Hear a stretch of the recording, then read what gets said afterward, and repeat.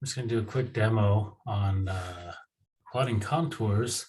Here in Julia, I had this question come up, and I know many of you know how to do this, but this is a useful tool for learning. It's not usually so useful in a general optimization context because if a problem is easy enough to plot, then we don't really need optimization, right? That means there's only, say, 2 or 3 variables, but normally we have tens of variables, hundreds of variables, thousands of variables.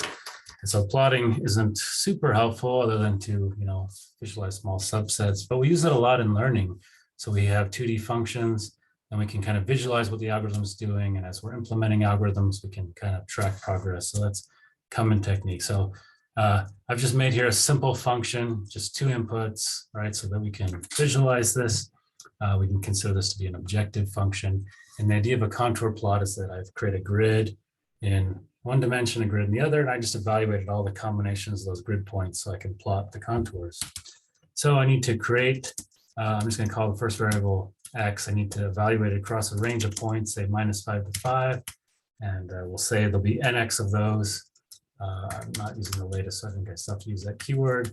And then for y, let's do actually 6 to 6, just be different. And nx and ny could be the same. I usually want similar resolution, but I intentionally, when I do contour plots, I make those numbers different.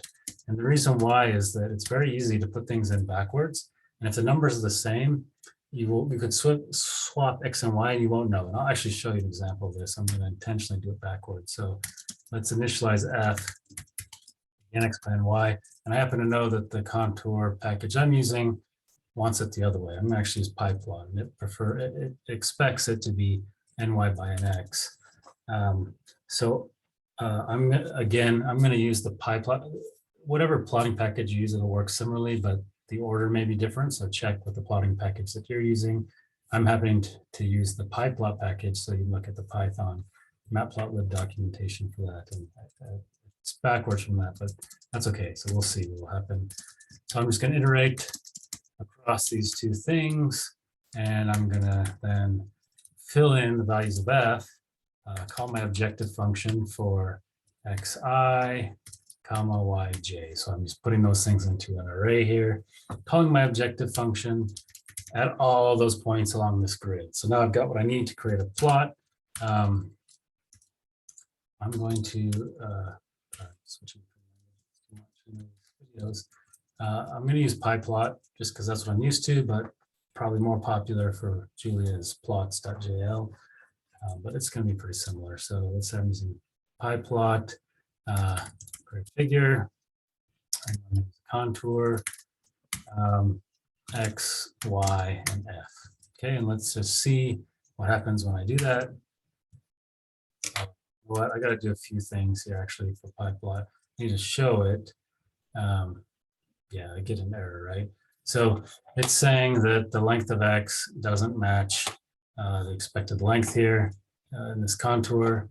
So let's see, length of x 200 must match number of columns in z 199. So this is actually opposite of what it should be. It should be ny by nx, and so I should have filled this in the other order, but I can just transpose this and work. And again, this highlights why I made these different, because if it was 200 by 200, it would have just plotted, but my y's and x's would have been backwards, and I could have taken away the wrong conclusion. So I like to close all my windows every time this opens, and I'm going to use this command.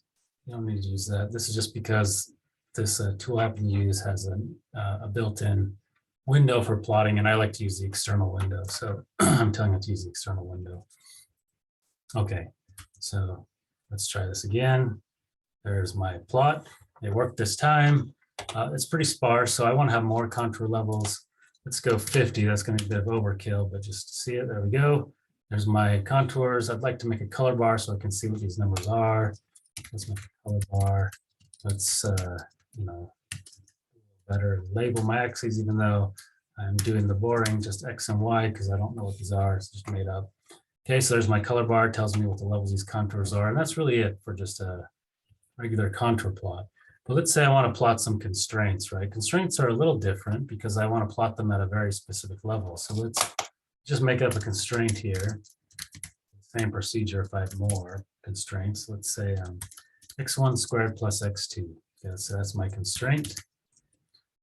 And I can repeat the same process here. Let's make this constraint and let's plot it. And because I did it backwards again, I'm going to have to transpose it. And I don't want 50 levels because, again, remember the constraint. It's not something that I'm looking at continuously. I want to know, for example, when, let's say my constraint was x1 squared plus x2 is less than or equal to 3. So I only want to plot the contour when this is equal to 3. And I can't just put 3 because that'll plot 3 levels instead of 50 levels. But if I put an array, right, I can actually put the levels that I want it to plot, but I only want one of them, just 3. And that's it. But I need to move this color bar because it's going to do a color bar of the last thing, and it's going to be really confusing and also useless to try to plot the color bar for just this one level. So I just move that up, and that should be it. There it is. And let's say I wanted to change the color. You know, in the book we use red, so I'm going to look. It's actually called colors. Yep, there it is.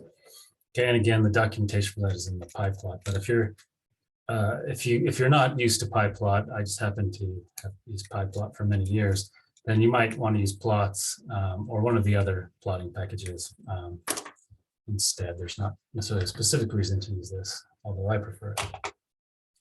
Okay, I think that's it for contour plots. Again, if you have more constraints, just repeat the same process, and this is a good way to kind of visualize what's happening.